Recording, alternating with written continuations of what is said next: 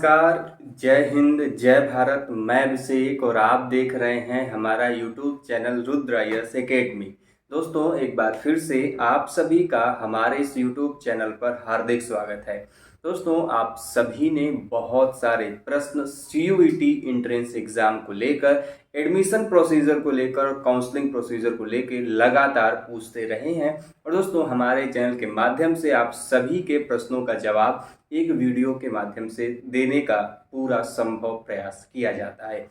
और उसी क्रम में दोस्तों, आज के सेशन में आपके द्वारा पूछे गए प्रश्नों के जवाब को लेकर मैं आप सभी के बीच में हाजिर हूं।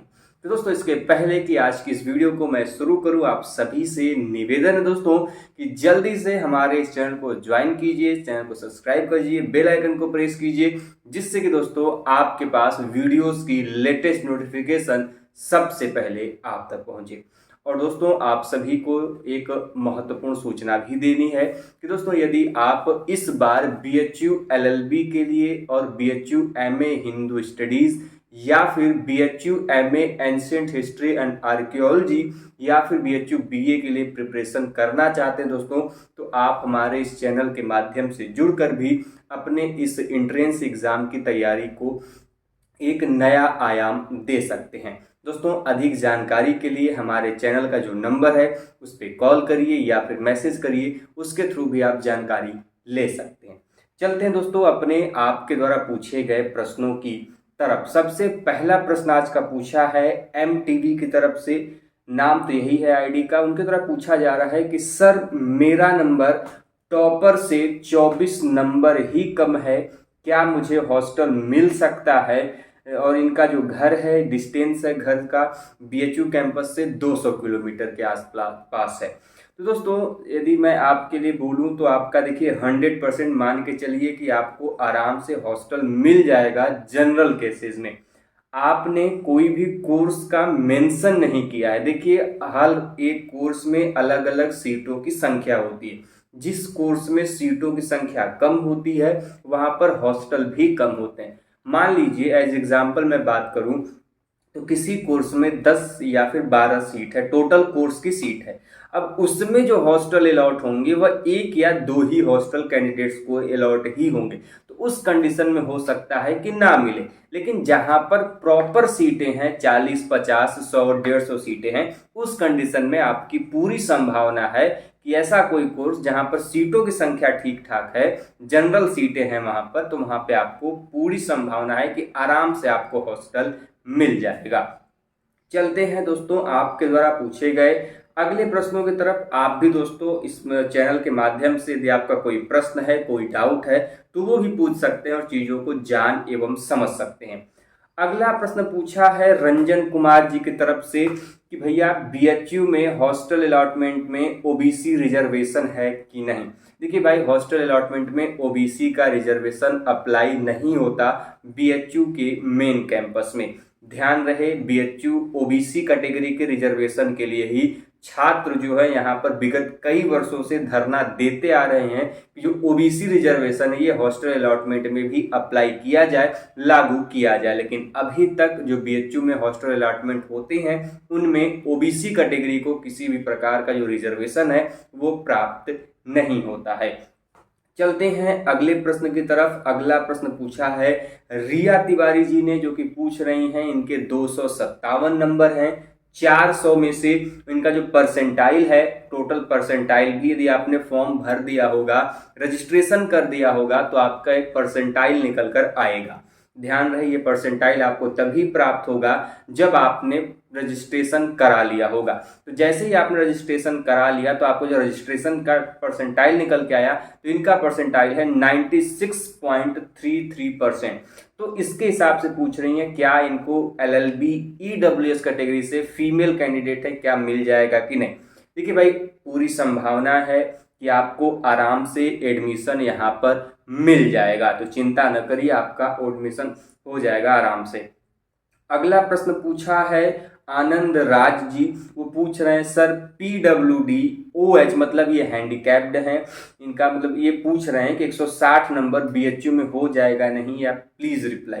देखिए भाई, आपका आराम से हो जाएगा। जो हैंडीकैप की जो कट ऑफ है, ऑर्थो की जो कट ऑफ जो जाती है वो बहुत कम जाती है, और आपके जो 160 नंबर हैं वो मोर देन सफिशियंट है। आराम से आपका एडमिशन होने की पूरी संभावना है। अभी तक पिछले वर्षों तक जो भी एडमिशन प्रोसीजर होते रहे हैं, उसकी जो भी कट ऑफ जाती रही है, उन सभी चीज़ों के प्रोसीजर के अंतर्गत आपका एडमिशन हो जाएगा। आप चाहें तो इसी चैनल के माध्यम से जो हमने कट ऑफ लिस्ट के बारे में पिछले वर्ष की बताई थी, आप वहां पर भी जाकर उसकी ऑफिशियल कट ऑफ पिछले वर्ष क्या गई थी, आप जाकर देख सकते हैं। अगला प्रश्न पूछा है हिमांशु रॉय जी ने, जो कि पूछ रहे हैं दोस्तों 234 नंबर ओबीसी कैटेगरी से एडमिशन हो सकता है क्या। देखिए भाई, आपकी संभावनाएं तो पूरी हैं। अब आपने रजिस्ट्रेशन कराया होगा, आपका परसेंटाइल आया होगा, तो संभावनाएं तो है, लेकिन थोड़ी सी संभावनाएं 6 या 5 नंबर कहें तो कम है, लेकिन कोई दिक्कत नहीं। आप रजिस्ट्रेशन कराइए, काउंसलिंग कराइए और उम्मीद करिए कि आपका एडमिशन हो जाएगा। अगला प्रश्न पूछा है अतीश दीपांकर जी की तरफ से, वो पूछ रहे हैं कि सर EWS कैटेगरी से 191 मार्क्स है, क्या BHU LLB मिल सकता है। देखिए भाई अतीश जी, आपका जो एडमिशन है ये मुश्किल है, क्योंकि EWS की जो इस बार कट ऑफ जाने वाली है 240 प्लस जाने वाली है, इसलिए आपका जो एडमिशन है BHU LLB में ये होना थोड़ा मुश्किल है। अगला प्रश्न पूछा है आपके सूरज विश्वकर्मा जी ने, जो पूछ रहे हैं भाई LLB के लिए प्रेफरेंस एंट्री फॉर्म कैसे भरें। देखिए भाई, किसी भी प्रेफरेंस एंट्री फॉर्म भरने के लिए पहले आपको रजिस्ट्रेशन करना है। रजिस्ट्रेशन करने के कुछ दिनों बाद आपके ही पोर्टल पे वहां पर प्रेफरेंस एंट्री फॉर्म भरने का आइकन शो होगा। यदि वहां पर प्रेफरेंस एंट्री फॉर्म भरने के लिए अवेलेबिलिटी है तो आप प्रेफरेंस एंट्री फॉर्म भर पाएंगे। ध्यान रहे, सभी कोर्सेज में प्रेफरेंस एंट्री फॉर्म नहीं भरना है। कुछ एक कोर्स ऐसे हैं जिनमें प्रेफरेंस एंट्री फॉर्म भरना अनिवार्य है और कुछ में नहीं है। तो यदि आपके पोर्टल पे प्रेफरेंस एंट्री फॉर्म का आइकन है, वहां पर प्रेफरेंस एंट्री फॉर्म भरने का दिया जा रहा है, तो आप जल्द से जल्द उस प्रेफरेंस एंट्री फॉर्म को अवश्य भरें, क्योंकि प्रेफरेंस एंट्री फॉर्म ये बताता है कि आपको कौन सा सब्जेक्ट कॉम्बिनेशन चूज करना है, फैकल्टी, मेन कैंपस आपको या फिर एफिलिएटेड कॉलेज, ये सभी चीजें वहां पर अप्लाई होती हैं प्रेफरेंस एंट्री फॉर्म में ही। अगला प्रश्न पूछा है अभिषेक जी ने, जो कि पूछ रहे हैं इनके 228 नंबर हैं, EWS कैटेगरी से क्या LLB में हो पाएगा। देखिए भाई अभिषेक जी, आपके जो नंबर हैं ये थोड़े से कम है, ज्यादा नहीं, थोड़े से कम है। उम्मीद कॉल लेटर की कर सकते हैं। देखिए, जब रजिस्ट्रेशन कराएंगे तो आपको कॉल लेटर आएगा, उसके बाद मेरिट बनेगी, उसके बाद कॉल लेटर आएगा, उसके बाद काउंसलिंग प्रोसीजर के तहत आपका एडमिशन होगा। लेकिन अब देखिए, एडमिशन का 100% कह पाना ये मेरे लिए थोड़ा मुश्किल है। तो एडमिशन का मैं कुछ कह नहीं सकता। हाँ, कॉल लेटर आएगा, आपको कंसीडर भी किया जाएगा, आप काउंसलिंग में पार्टिसिपेट भी करेंगे, लेकिन एडमिशन की बात करूं तो एडमिशन थोड़ा सा मुश्किल लग रहा है। हो सकता है कि आपको पेड सीट के लिए कंसीडर किया जाए। आगे चलते हैं अगले प्रश्न की तरफ। अगला प्रश्न पूछा है शिवम वर्मा जी ने, जो कि पूछ रहे हैं सर मेरा 141 नंबर है, 400 में से आया है, स्पोर्ट्स कोटा अप्लाई किया हूं, क्या मिल जाएगा। देखिए भाई, स्पोर्ट्स कोटा की जो कैटेगरी की जो कट ऑफ है मुझे अभी एग्जैक्ट देखिए याद नहीं है, मैं आपको किसी भी प्रकार के भ्रम में नहीं डाल सकता। हाँ, मैंने पिछले वीडियो में जो कि कट ऑफ लिस्ट की वीडियो बनाई है उसमें मैंने बताया है, वहां पर आप जाएंगे तो वीडियो में वो आपका जो स्पोर्ट्स कोटा वाली चीजें हैं वहां पर आपको दिख जाएगा। आप वहां से भी जानकारी ले सकते हैं कि पिछले वर्षों में जो स्पोर्ट्स कोटा के जो कैंडिडेट्स के जो एडमिशन हुए हैं वो कितने तक हुए हैं, तो आप वहां से भी जानकारी प्राप्त कर सकते हैं। यदि नहीं पता चलता है तो हमारे दिए गए नंबर पे कॉल कीजिए, मैसेज कीजिए, हम आपको वो प्रोवाइड करा देंगे, आप वहां से भी जाकर आसानी से देख सकते हैं। चलते हैं अगले प्रश्नों की तरफ। अगला प्रश्न पूछा है निखिल चंचल जी की तरफ से, जो कि पूछ रहे हैं sir I am having 239 marks in EWS category. Can I get BHU LLB or any other courses in PGQ40?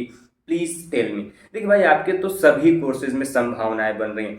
PGQ जो 40 जो आपका जो कोर्स का कोड है उसके अंतर्गत आने वाले सभी कोर्सेज में आपके एडमिशन की संभावनाएं तो हैं। ऊपर से आप EWS कैटेगरी के हैं तो आपकी संभावनाएं सभी सब्जेक्ट में बनती हैं। हाँ, थोड़ा सा हो सकता है कि LLB में थोड़ी बहुत दिक्कतें आए, क्योंकि आपका 2-4 नंबर 5 नंबर की वजह से ही दिक्कत होगा, लेकिन पेड सीट के लिए हो सकता है आपको कंसीडर किया जाए। लेकिन वहीं पर मैं बात करूं अदर कोर्सेज की, तो अदर कोर्सेज में आपके पूरे संभावनाएं हैं। आगे चलते हैं अगले प्रश्न की तरफ। अगला प्रश्न पूछा है आदित्य यादव जी ने, जो कि पूछ रहे हैं दोस्तों, मेरा 249 नंबर है, BHU LLB में हो जाएगा कि नहीं OBC कैटेगरी से। देखिए आदित्य यादव जी, आपकी तो पूरी संभावनाएं बन रही हैं, आपका एडमिशन हो जाना चाहिए आराम से। लेकिन ध्यान रहे, ये जो काउंसलिंग है कई दिनों तक चलते हैं, तो हो सकता है कि आपको थोड़ा सा एडमिशन में 1-2 दिन का समय मिले, क्योंकि पहले रैंकिंग वालों के एडमिशन होंगे, जो रैंक प्राप्त बच्चे हैं अच्छे कैटेगरी में उनको मिलेगा एडमिशन। उसके बाद लास्ट डे तक आते आते संभावना है कि आपको भी एडमिशन मिल जाएगा। अगले प्रश्न की तरफ चलते हैं। अगला प्रश्न पूछा है जूनियर स्वतंत्र कुमार जी ने। वो पूछ रहे हैं कि भैया मेरा LLB 3 year course Lucknow university campus, central university of Haryana दोनों में हुआ है, एडमिशन कहाँ लें। देखिए भाई, मेरे हिसाब से आप लखनऊ यूनिवर्सिटी कैंपस में लीजिए। वो यूनिवर्सिटी हरियाणा यूनिवर्सिटी से अच्छा है, नया नया लॉ कैंपस भी बना है वहाँ पे, और लॉ के फील्ड में आने वाले दिनों में काफ़ी अच्छा इसका पहचान भी होगा। तो आप चाहें तो यहाँ पर एडमिशन ले सकते हैं। मेरा खुद का ये पर्सनल ओपिनियन है, आप बाकी लोगों से भी पूछ और समझ सकते हैं, लेकिन मेरे हिसाब से आपको जो है यहाँ पर एडमिशन लेना चाहिए लखनऊ यूनिवर्सिटी में। आगे चलते हैं अगले प्रश्न की तरफ। अगला प्रश्न पूछा है रचना जी ने। रचना जी पूछ रही है, सर 236 नंबर है 400 में से, SC कैटेगरी BA आर्ट्स या सोशल साइंस में हॉस्टल मिलेगा, MMB या FMC में हॉस्टल मिलेगा कि नहीं। देखिए भाई, हॉस्टल एडमिशन तो हो जाएगा। हॉस्टल जो है ये थोड़ा सा, हॉस्टल में लिमिटेड सीटें होती हैं, हॉस्टल सभी कैंडिडेट्स को नहीं मिलता। मैंने पहले ही हॉस्टल की जो प्रोसीजर है, किस प्रकार हॉस्टल मिलता है, क्या कुछ उसके लिए एलिजिबिलिटी है, सब कुछ मैंने एक वीडियो के माध्यम से बता दिया है। आप चाहें तो वहां पर जाके वो वीडियो देख भी सकते हैं। लेकिन यहाँ का जो आपने करंट जो क्वेश्चन पूछा है 236 मार्क्स पे, SC कैटेगरी की संभावनाएं तो हैं, नो डाउट संभावनाएं हैं, आपका एडमिशन भी हो जाएगा। लेकिन जो हॉस्टल है ये 60-40 का चांस है, लेकिन ये मान के चलिए कि संभवतः आपको हॉस्टल मिल जाना चाहिए। आगे चलते हैं दोस्तों अगले प्रश्न की तरफ। अगला प्रश्न पूछा है किसने दोस्तों, वह पूछा है यशी गुप्ता जी ने, जो कि पूछ रहे हैं कि sir in general category I have scored 244 marks out of 400 in BHU LLB exam, कोई चांस है क्या। देखिए भाई, चांस तो है, आपको रजिस्ट्रेशन कराएंगे, आपको कंसीडर भी किया जाएगा, आपका काउंसलिंग प्रोसीजर में भी पार्टिसिपेट करेंगे। इवन आपके जो चांस बनेंगे वो बनेंगे पेड सीट के लिए। रेगुलर सीट की जो कट ऑफ है 250 प्लस जाएगी, ध्यान रहेगा। और आपके जो एडमिशन के जो चांसेस है वो पेड सीट पे बनेंगे। तो हाँ, पेड सीट के लिए आपके चांसेस तो बन रहे हैं। अंगद जी पूछ रहे हैं, अच्छा अगड़ बगड़, बड़ा अजीब सा नाम है आपके आईडी का। पूछ रहे हैं कि सर BHU LLB की तैयारी कैसे करें। देखिए BHU LLB की तैयारी, आप किसी भी कोर्स की तैयारी आप जो प्रेस्क्राइब्ड कोर्स है उसके हिसाब से करिए। क्या कुछ कोर्स का सिलेबस है, क्या कुछ उसमें बदलाव हुए हैं, क्या कुछ पैटर्न है, आप उसके हिसाब से कर सकते हैं।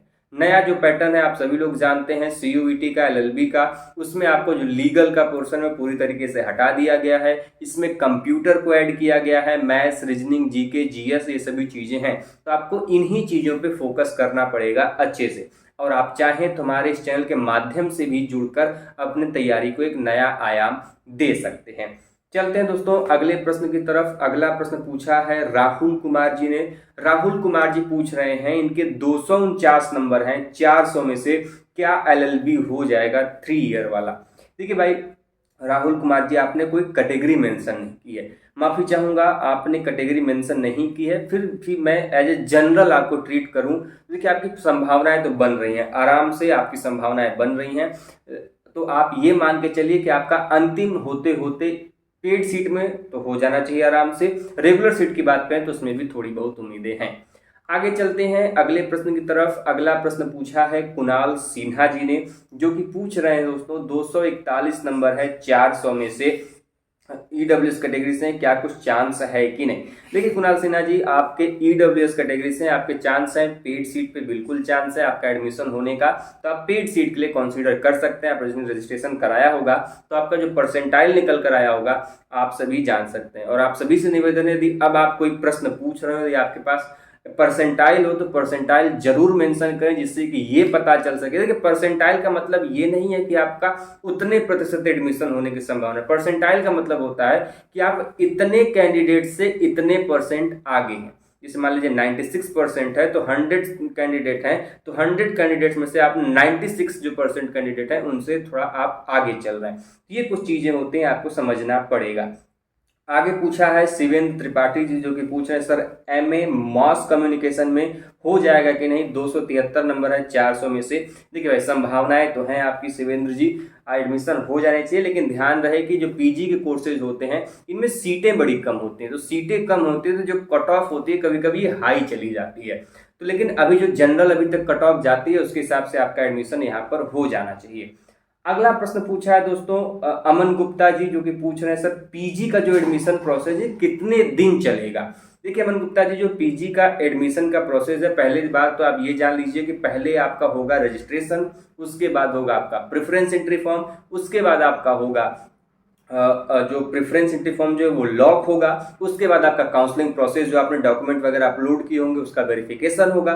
वेरिफिकेशन होने के बाद लास्ट में आपका जो है वो रिजल्ट आएगा। तो इन चीजों को पूरा होने में 10 से 15 दिन आप मान के चलिए कि एटलीस्ट 10 से 15 दिन तो लग ही जाएंगे। ये रेगुलर सीटों की मैं बात कर रहा हूँ। जब पेड सीट जो होती है, ये रेगुलर सीट पे जब एडमिशन कंप्लीट कर लिए जाते हैं तो उसके बाद जो पेड सीट होती है उस पे एडमिशन शुरू होता है। तो लगभग 1 महीने मान के चलिए ये पेड सीट के भी जो एडमिशन कंप्लीट होने में, पूरा एडमिशन प्रोसेस कंप्लीट होने में 1 महीने के आसपास का समय लगता ही लगता है। इसके अलावा दोस्तों आप सभी ने, जब मेरा तबीयत खराब था, मैं अभी भी सर्दी जुकाम से पीड़ित हूँ, बीच में बहुत ज़्यादा प्रॉब्लम हो गई थी। आपने बहुत सारे लोगों ने ब्लेसिंग समय दी है, बहुत सारे लोगों ने, आप सभी ने शुभकामनाएं दी हैं, आप सभी ने बहुत ही दुआ की है मेरे लिए। बहुत बहुत धन्यवाद दोस्तों कि आप सभी के द्वारा, इन दुआओं के द्वारा मैं अभी फ़िलहाल स्वस्थ हूँ, इस काबिल हूँ कि मैं आपके समक्ष कुछ बना सकूँ वीडियो, कुछ आपको जानकारी दे सकूँ। और क्षमा चाहूँगा दोस्तों कि आपके द्वारा पूछे गए प्रश्नों को मैं जवाब देने में थोड़ा लेट हो गया स्वास्थ्य संबंधित कारणों से, लेकिन पूरी संभावना है, पूरी कोशिश रहेगी कि आप सभी के लिए, आपके द्वारा जितने भी प्रश्न पूछे गए आपका समाधान समय रहते किया जाए। तो दोस्तों इस प्रकार के कुछ आपके प्रश्न थे दोस्तों जो कि हमने आपको बताए। उम्मीद करते हैं दोस्तों कि आपकी ये जो वीडियो है आपके लिए हेल्पफुल रही होगी।